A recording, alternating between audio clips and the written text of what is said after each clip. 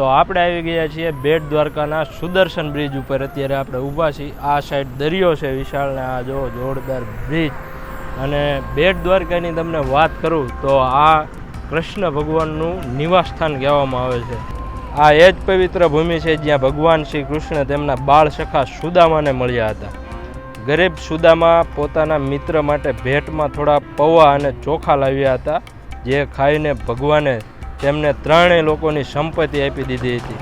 આજે પણ અહીં આવતા ભક્તો સુદામાની એ પરંપરાને જીવંત રાખતા મંદિરમાં ચોખાનું દાન અચૂક કરે છે.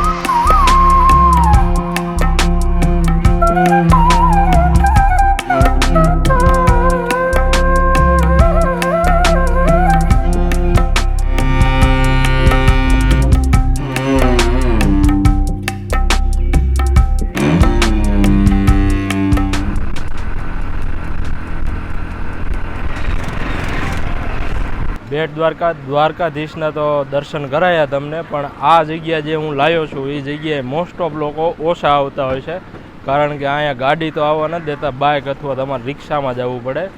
આ છે હનુમાનજીના પુત્રનું એક અનોખું અને અલૌકિક મંદિર, મકરધ્વજનું મંદિર.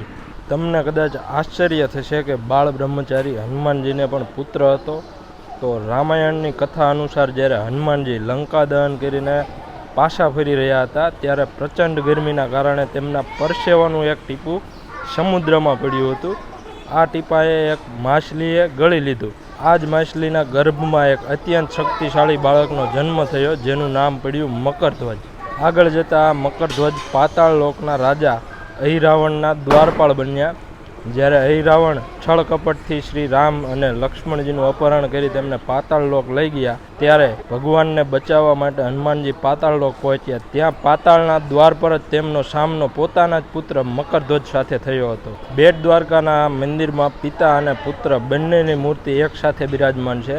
આ મૂર્તિ તેમના અદ્ભુત મિલન અને અપ્રતિમ પરાક્રમની સાક્ષી પૂરે છે. અહીં હનુમાનને દાંડીવાળા હનુમાનજી પણ કહેવામાં આવે છે, કારણ કે તેમના હાથમાં ગદાની સાથે સાથે લાકડી પણ જોવા મળે છે. તો ગુજરાતના છેવાડાના ટાપુ પર આવેલું આ મકરધ્વજ અને હનુમાનજી મહારાજનું મંદિર એક આસ્થાનું પ્રતીક છે. જો તમે બેટ દ્વારકા આવો તો ફરજિયાત અહીંયા આવજો જ દર્શન કરવા, હનુમાનજી અને મકરધ્વજના દર્શન કરવા. તો મિત્રો આપણે હનુમાન દાંડી બીચે જવાના હતા, પણ અહીંયા કોસ્ટગાર્ડની પરમિશન લેવી પડે એટલે આપણે અહીંયા જ્યાં નહીં. તો તમારે જવું હોય બેટ દ્વારકા તો ઓખા જઈને અહીંયા ઓખા બીચ છે, પણ હવે આપણે અત્યારે ઊભા છીએ ડાયરેક્ટ બ્લુ ફ્લેગ બીચ એટલે કે શિવરાજપુર બીચે.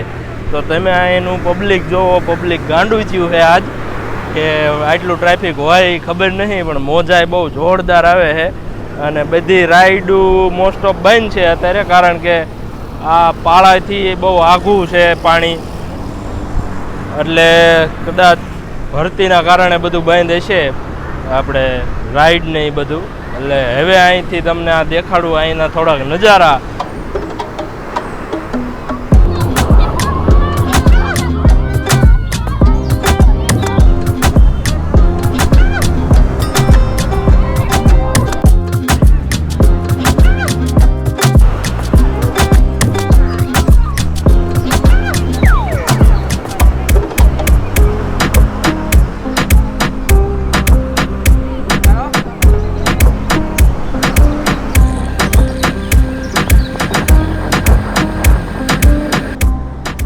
તો મિત્રો આપણે શિવરાજપુર બીચથી નીકળ્યા, જે એકદમ પબ્લિકથી ઘેરાયેલો બીચ હતો, જે બ્લુ ફ્લેગ બીચ છે. અને હવે નીકળ્યા આપણે દ્વારકાથી પોરબંદર સાઈડ. તો વચ્ચે આવે છે આ ઓખામડી બીચ, જે ઓખામડી કાચબા ઉછેર કેન્દ્ર પણ છે અહીંયા.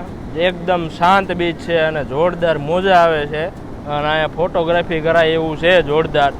એક પ્રી વેડિંગ પણ ચાલુ છે અહીંયા, એટલે લગભગ બહુ પબ્લિક આવતું હોય છે અહીંયા ફોટોગ્રાફી કરવા. એટલે આપણે અહીંયા ઊભા રહ્યા જોવા. આપણે તો કાચબા ઉછેર કેન્દ્ર જોવાનું હતું, પણ આ બીચ પણ છે એટલે એ તો બંધ હતું, એટલે એ હવે નહીં દેખાડી શકું. પણ આ બીચ જોઈ લો, જોરદાર બીચ. અહીંના નજારા તમને થોડાક દેખાડું.